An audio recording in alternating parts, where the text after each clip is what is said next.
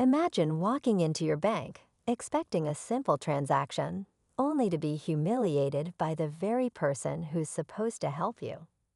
This is exactly what happened to one black customer when he went to his local branch, only to be treated with disrespect by the bank manager. The manager, assuming this customer was just another regular guy, decided to belittle him in front of everyone.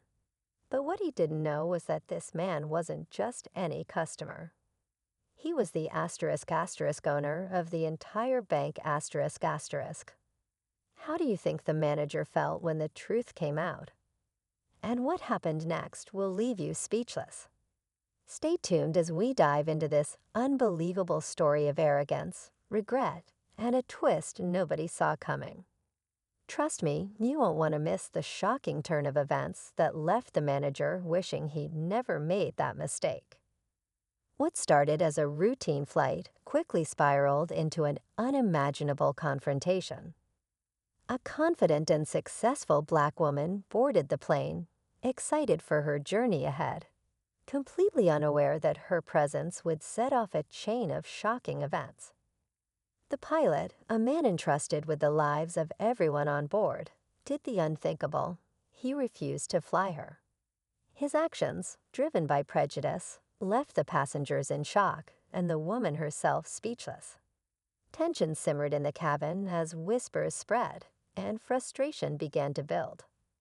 But just when it seemed like the pilot would get away with it, her husband, calm but determined, stepped in. Armed with more than just words, he ensured the pilot faced the consequences of his actions.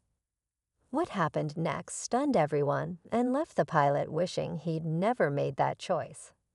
Stick around to find out how this incredible moment unfolded and why the pilot's life would never be the same. The tension in the cabin was palpable. As the woman stood there, confused and hurt, the other passengers exchanged uneasy glances. Some looked away, pretending not to notice, while others whispered under their breath. The flight attendants seemed caught in an awkward limbo, unsure of how to handle the situation. They had seen discrimination before, but never quite like this, especially not from the person who was supposed to ensure their safety. Everyone on the plane could feel the weight of the moment, but no one dared speak up, except for her husband. He stood up slowly, his eyes fixed on the pilot's door, his voice calm but commanding. "What's the problem?"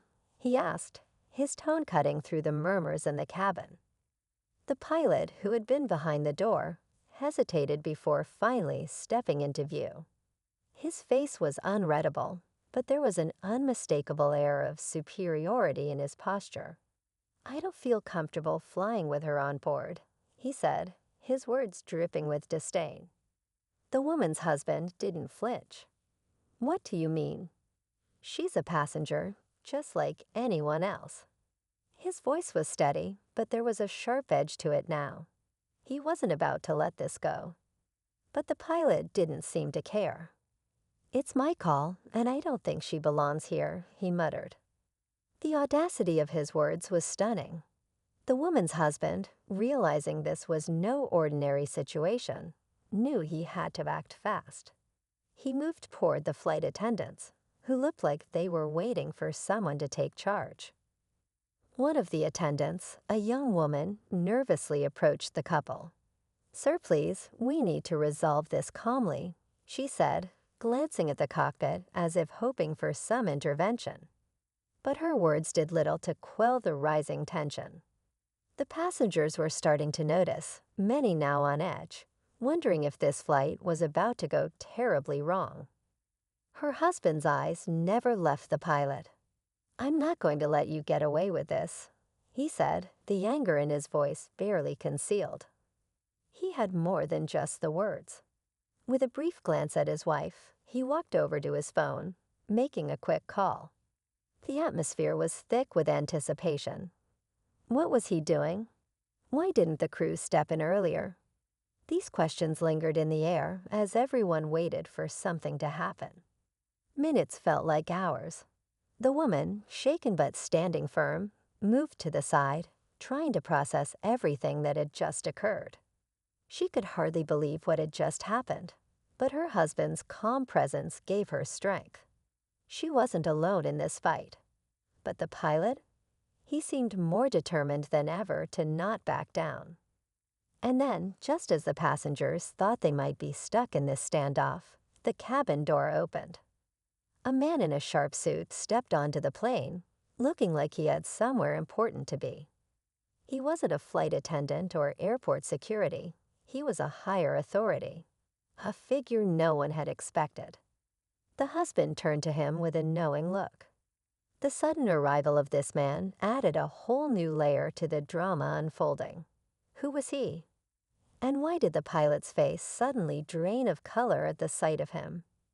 The pilot's face tightened as he looked from the new arrival to the woman and her husband. "This isn't your business," the pilot said, his voice trembling for the first time. "Oh, I think it is," the man in the suit replied, his voice cold and firm. The passengers could see the confrontation was far from over, and the stakes were rising higher by the second. The pilot's life and career were hanging by a thread. The air in the cabin was thick with suspense. The mysterious man in the suit stood silently, his presence commanding the attention of everyone in the room. The pilot, who had been so confident moments ago, now looked like a man caught in a trap of his own making. He shifted uncomfortably, clearly unsure of what was happening, or who this new figure was. His grip on the cockpit door tightened, as if he were trying to summon the strength to escape. But he was trapped, and everyone knew it. The husband didn't move. His eyes were locked on the man in the suit, who was slowly making his way down the aisle, his footsteps echoing in the otherwise tense silence. The passengers, who had been whispering just minutes before, now held their breath. Everyone was waiting for the next move. The flight attendants had retreated to the back of the plane, their faces pale and their hands shaking, unsure of what role they were supposed to play in this strange drama. The man in the suit stopped just a few feet from the pilot. He didn't look at anyone else. His gaze was fixed solely on the man who had made the mistake of thinking he could get away with such blatant discrimination.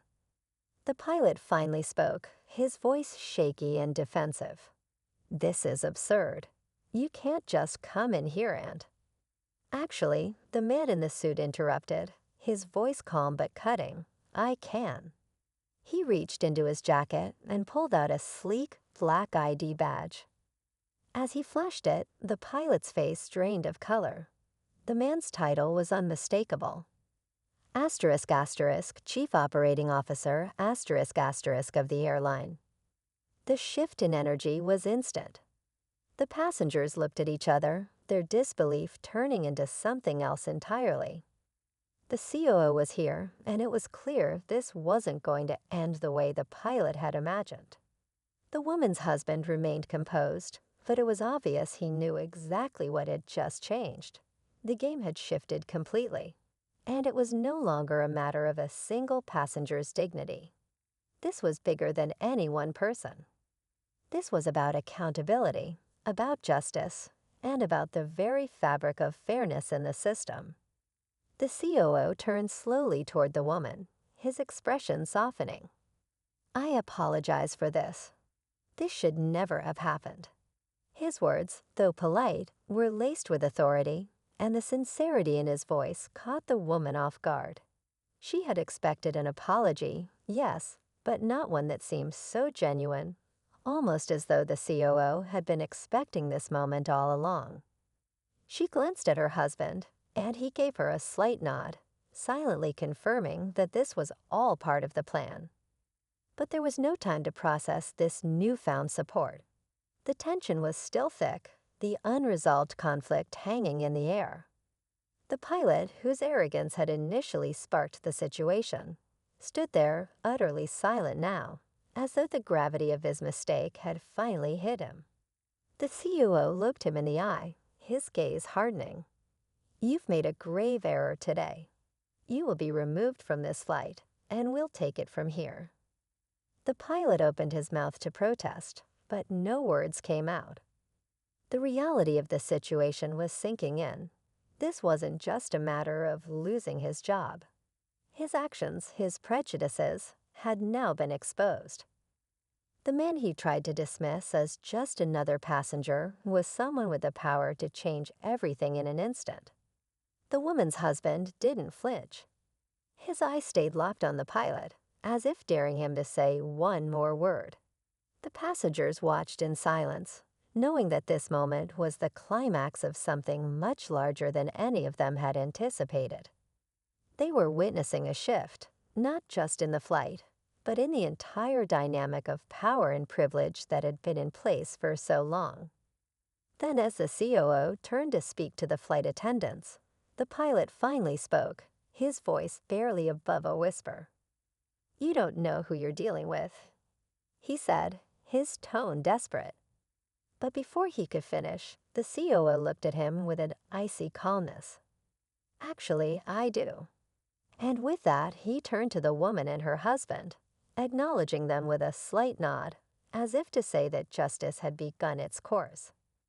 But as the COO started to walk back toward the cockpit to take control of the situation, the pilot's face twisted in fear. The passengers could sense that something was about to happen, something that would change everything, not just for this flight, but for the pilot and the entire system he represented. The cabin was silent, everyone on edge, as the final, inevitable moment of reckoning drew closer. Just as the COO began to walk toward the cockpit, the sound of the pilot's voice caught everyone off guard. "You really don't know who you're dealing with," he muttered, but this time there was no defiance in his tone, only fear. For a split second, the passengers thought he might crumble, but then, in an instant, the atmosphere shifted again. The COO paused.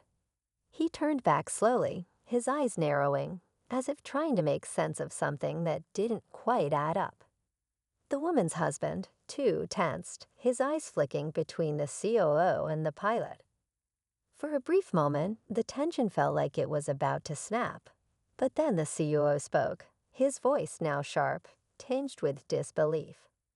"What are you trying to say?" The pilot's gaze flicked nervously toward the woman's husband. "I didn't think you'd bring him here," he said, his voice barely audible, but unmistakable in its panic. The woman's husband didn't respond, but the shift in his posture was clear. Something was happening, something bigger than anyone had anticipated.